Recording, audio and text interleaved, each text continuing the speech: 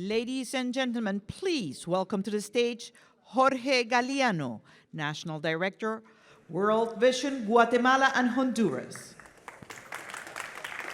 Hello. It is a great pleasure for me to be here with so beautiful people.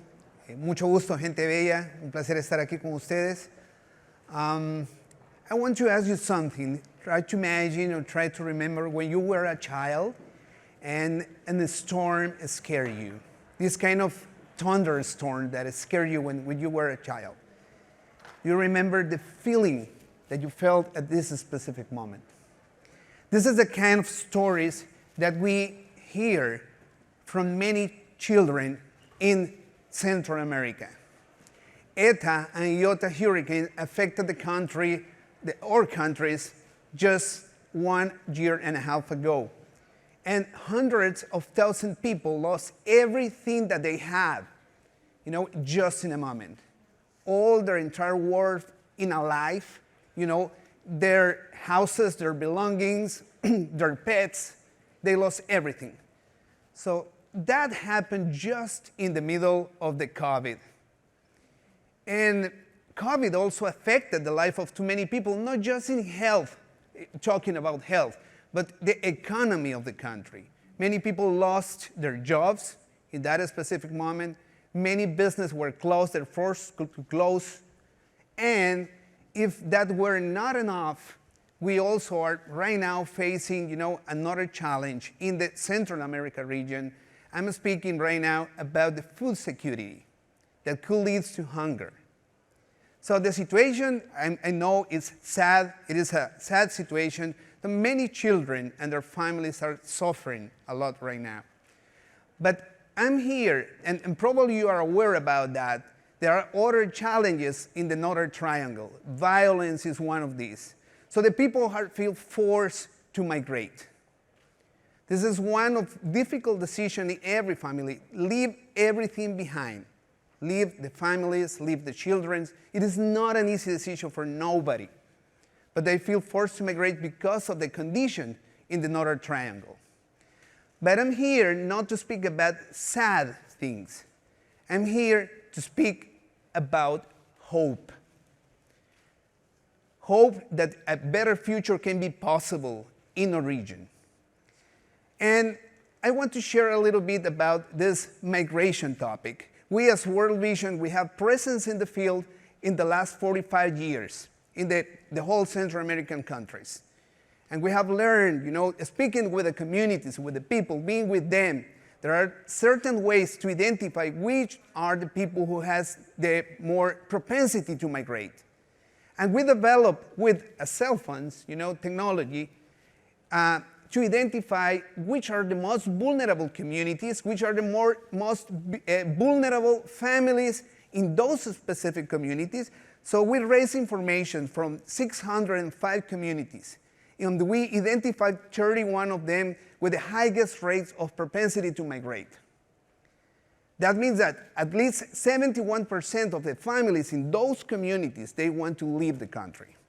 So we start working with them with a bunch of intervention, with different options for the people, and we also get that the people decrease that propensity from 71 to 38%. We are not eliminating, the risk of migrate, but we are reducing, we are mitigating. And I will speak with you, I will share with you what are these kind of interventions that are bringing hope to the people in the Northern Triangle. First of all, it is a program that we have that we call Youth Ready. Youth Ready is approaching to the youth, adolescents and youth that are in a very critical situation, youth that are in risk. So this is the case of Ronnie that is in the screen right now. Ronnie is a young man, and Ronnie was, running away from a gang. He was a former gang member on the street of Tegucigalpa, running away for his life. And at that specific moment, he realized that he deserved something better for him and for his family. So he knew about one of the programs that we have in the neighborhoods, and he decided to enroll World Vision programs. And he had the option to choose from 3 different pathways.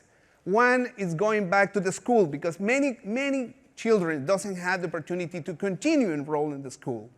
Second one is to start a business, to become an entrepreneur. And the third one, it is, to be ready, have more capacity to enroll in a formal job. So in the case of Ronnie, he decided to go back to the school, and he's a very smart guy. He got a scholarship.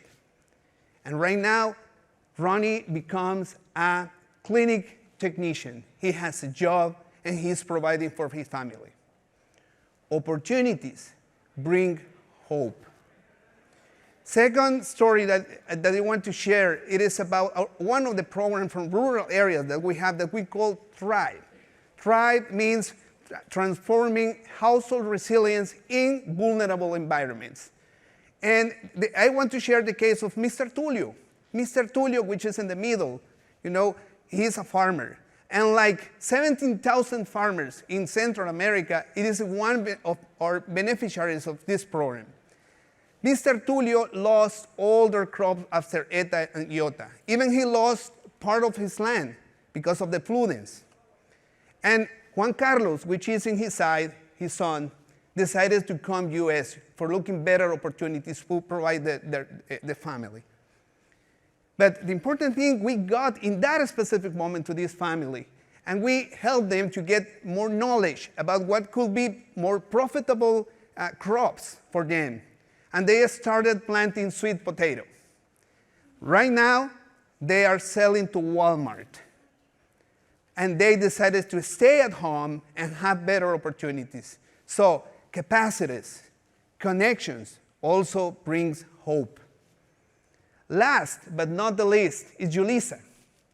Julissa is a very smart lady, young girl from the mountains of Honduras. His father decided to come here in the U.S. He sell everything that they have to get a better future in here, but he was returning. And right now, in that specific moment, when he go back to the Honduras, he didn't have enough to start their life again. So they decided to get a small piece of land and start planting coffee in there.